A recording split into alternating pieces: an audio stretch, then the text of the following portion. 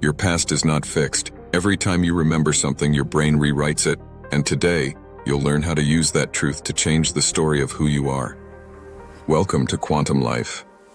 If identity is a prediction, built from emotional patterns, repetition, and feedback, then memory is the archive your brain uses to justify that prediction. It tells your brain, this is who we've been, so this is who we must be. But what if that archive was editable? What if the story of your past was not a record of facts, but a record of the emotions your brain attached to those facts? Neuroscience shows that this is exactly how memory works. At McGill University, Karim Nader made a groundbreaking discovery. When you recall a memory, it becomes unstable, open to modification. This process is called memory reconsolidation. It means your memory isn't a video camera. It's a living, breathing script that can be rewritten every time you bring it into awareness. And at UC Irvine, Elizabeth Loftus proved something even more surprising. Your brain can insert new information, remove details, or distort meaning without you realizing it. Memory is not truth. Memory is a construction. Your identity is built on those constructions, but here's where this becomes empowering. If memory can be rewritten accidentally, it can also be rewritten intentionally. Your past doesn't define you. Your interpretation of your past does. Most people believe they are shaped by what happened to them. But neuroscience shows they are shaped by what they felt about what happened. This is where the transformation begins. When you recall a memory consciously, without reacting, without collapsing into the old emotion, the brain enters a window where the memory can be modified.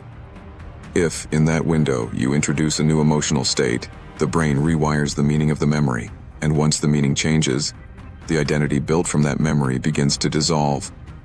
This is how trauma weakens. This is how confidence grows. This is how self-worth changes.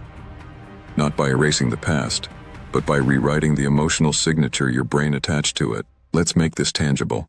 Imagine a memory of failure from your childhood. For years, that memory has carried a tone of shame or fear. Your brain used that tone as a prediction. This is who we are, someone who fails, someone who is not enough. But if you recall that memory today, while grounded, aware, calm, you are recalling it in a new emotional state, and the brain takes note. It updates the memory with the new emotional context. Slowly, the memory stops hurting. Slowly, it stops defining you. Slowly, the identity built on it loses power. Bessel Kolk, author of The Body Keeps the Score, found that trauma persists not because of the event, but because the body still carries the emotional imprint.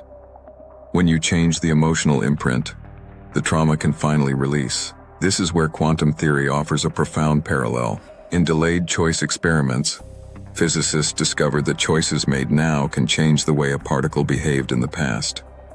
Time is not linear at the quantum level. The past is not fixed. It is shaped by the present observation. Your memories work the same way. When you observe your past differently, you change the emotional structure of the past, and therefore change the identity born from it. Your past doesn't live behind you, it lives inside you. And when your inner state changes, the meaning of your past changes. Here's how to practice intentional memory editing. Call up a memory of the old identity, a memory that once defined you. Feel the emotion rise. Don't resist it. Don't feed it. Just stay aware. Breathe. Let the coherence you practiced hold you steady.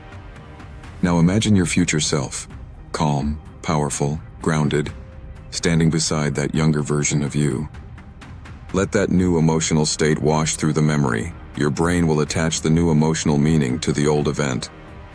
And once the memory changes, the identity connected to it begins to dissolve. You are not chained to your past, you are the editor of it. In our next episode, we explore the social dimension of identity, how relationships entangle with your emotional field and shape who you become, and how to choose relational environments that support your future self. Thank you for watching Quantum Life. If this episode resonated with you, like, subscribe, and share it with someone who needs to be free from their past. You'll find recommended books and research in the description below. And remember, the past only has the power you give it. The meaning is yours to rewrite.